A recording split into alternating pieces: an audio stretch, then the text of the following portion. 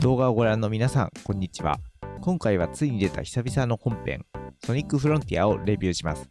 クリア済みのレビューとなりますが、楽しみは残っていた方が良いでしょう。ということで、具体的な説明をするのは1つ目の島のみとなります。ネタバレは避けたいけど、どんな感じで良いのか悪いのか知りたい方もね、問題なく見れますね。一応配信にて全ての攻略をいたしましたので、実際のプレイとか反応を見たいという方はそちらをどうぞ。概要欄に貼っておきます。一つ目のね、島のみっていうと、これでちゃんと説明できるのか心配な方もいるとは思うんですが、一つ目の島だけでもね、システムとかの基本的なことは説明しきれますし、作品の魅力なんかもね、結構伝わると思います。それでは始めましょう。どんな作品？ソニックフロンティアは2022年11月8日に全世界にて同時発売となりました。ソニックとしては初となるオープンフィールドというオープンワールドの部分化をした広いフィールドからある程度自由に探索して攻略していくことができるゲーム性が特徴となっています。開発に5年かかり、さらに岸本ディレクターはこの構想を10年以上前からいろいろ試行錯誤して詰めていたそうです。で、新しい世代のソニックを目指したという本作では、ここ数年中途半端に取り入れるだけで終わっていた様々な構想をしっかりとした形に落とし込むことが成功しています。ロストワールドの時に提案されていた戦闘やギミックを重点的にする要素に関しましてはフィールドで役立つこととなり、戦闘は特にストーリーの進行やある程度経験値を貯めることで新しいスキルを解放していき、アクションが増える形になっております。かなり作り込まれていますね。そしてロストワールドにて消えた後ももう一度フォースで採用されるほど人気が根強い従来のスピードアクションは電脳空間といわれるショートステージにて採用されることになりました。ストーリーに関しても海外のコミックシリーズにて好評を得て、数々の公式公認の設定や一部ゲームに輸入できるほどのキャラクターを生み出したイアン・フリンという人物を採用しております。本作のために新キャラ政治を考えた上でストーリーも書き上げました。ストーリーは序盤の分かる範囲で説明しますと、カオスエメラルドをめぐる戦いとかつて存在した文明の謎について迫っていくというものになります。そして事件を追ううちにキャラの悩みなんかに向き合っていくといったこれまでのテンプレート化していたエッグマンの悪事をソニックが阻止するというのとはまた違う複雑なストーリーとなりました。良かったところ、やはり第一に話すならストーリーでしょう。詳しくは話せないものの、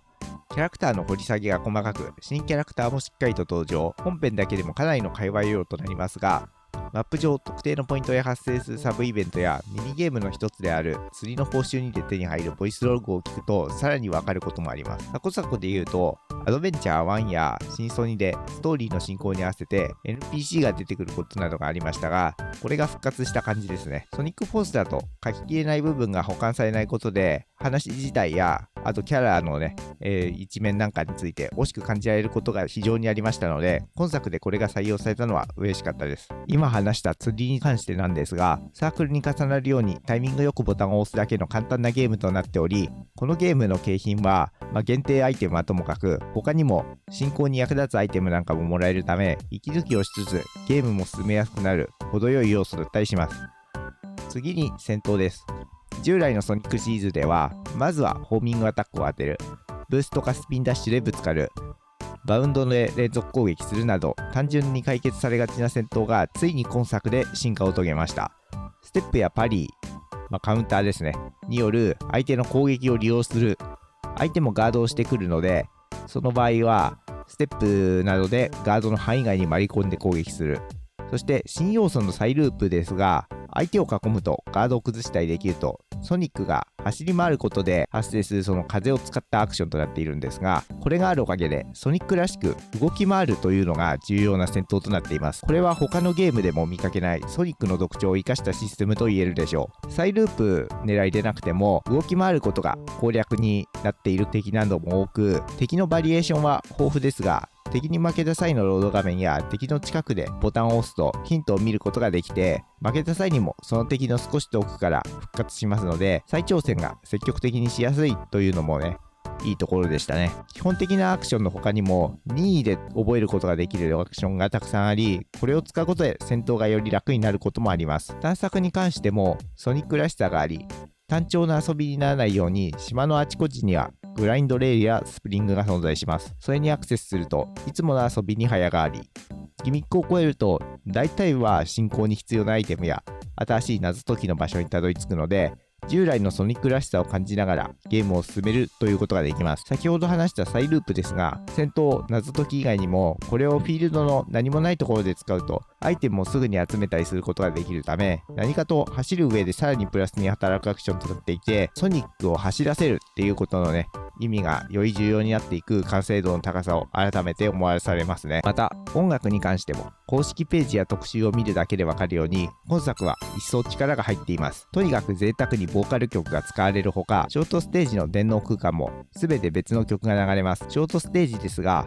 本作は設定の関係から過去作の地形を流用したステージが多く登場し、程よくアレンジも入っていて、過去作の経験者は思い出したり、ちょっと新しいステージに挑む楽しみが、新規プレイヤーには過去で人気だったステージを体験できる、なかなか良い出来栄えとなっています。ブーストに関してですが、今作ではブーストの攻撃判定が消失したため、従来のように敵に向かって突っ込む際にはスライディングなどをしていく必要があり、単調化が少し改善されました。そして今作ではミッションが分割されており、タイム、レッドスターリング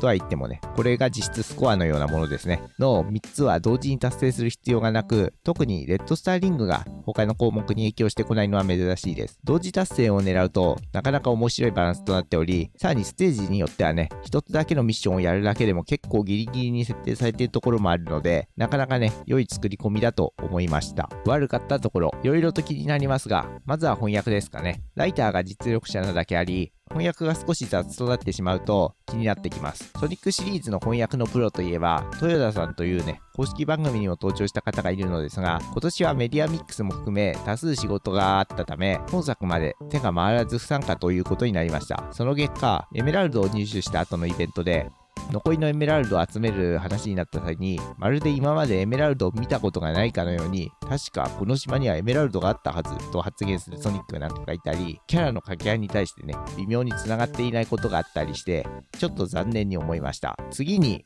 階層モードや、チャプターセレクトが存在しないことで、本編一度きりの要素が非常に多いということですね。昔のゲームだと、よくクリア後に二度と遊べない、見れない要素なんかがあったりすることはありましたが、この時代のゲームでまさかこんな体験をね、させられるとは思いませんでした。一度きりの要素をまとめると、メインストーリー、サブストーリー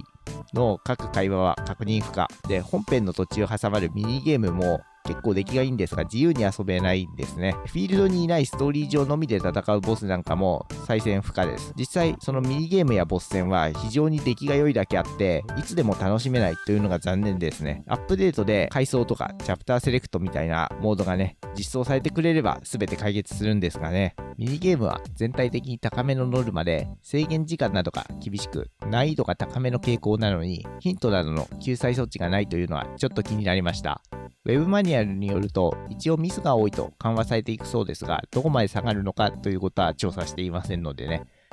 元が難しいだけあって、そこまで下げるのも長いので、ちょっと不親切かなと思いました。フィールドの探索は良い点で話したように、スプリングなどを踏むことで、いつものノリのアスレチックが始まるという場面は多いのですが、これが同時に悪い面もあります。一度ダッシュパネルなどにうっかり触れたらしばらくは流されたり、その後のエリアも勝手に 2D に切り替わってしばらくね、出ることができないなど、自由に探索できる範囲で実質的に制限がかかる場面が何箇所かありまして、これが気になってしまいました。フィールドの中にいつものような遊びをさりげなく用意するということ自体は素晴らしいのですが、同時に間違ってアクセスした際に拘束されてしまうのも不便に感じました。育成に関しても大きな問題があり、育成に必要なアイテムは釣りを使うとすぐに集まるものの、個々の仙人に関しては、2項目担当しているんですが、こちらは一気にレベルが上がる上に演出スキップ可能なのに対して、もう2項目を担当する個々の長老で上げる場合は、複数回会話をして、その後選択肢を選んで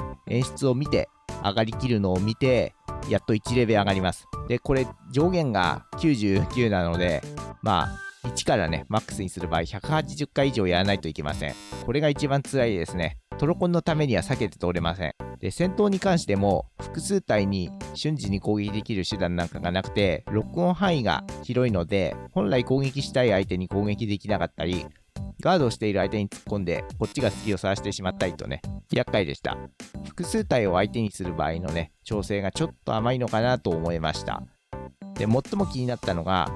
スキルのオンオフ設定がないことですね。前にも話したように、戦闘はスキルを習得すると楽になる場合はあります。ただ、オートコンボというものを除いて設定でオフができないので、一見戦闘が楽になるこれらを使用禁止にするメリットはあるのかと思われますが、実際問題使ってみると、スキルが基本1ボタンとか派生でね、どんどん出せるという関係で、技を出すだけでソニックが思わぬ方向に移動していきます。これの何が問題なのかというと、例えば、ストンピングコンボは上の方に移動する関係で、上の方に攻撃判定があるタワー系の敵に対して下の方でロックした状態で出すとこっちが負けてしまいますし、そして飛び道具系は下がってしまってそのままグラインドレールに乗って戦闘が中断されたり足場から落ちたりすることがあります。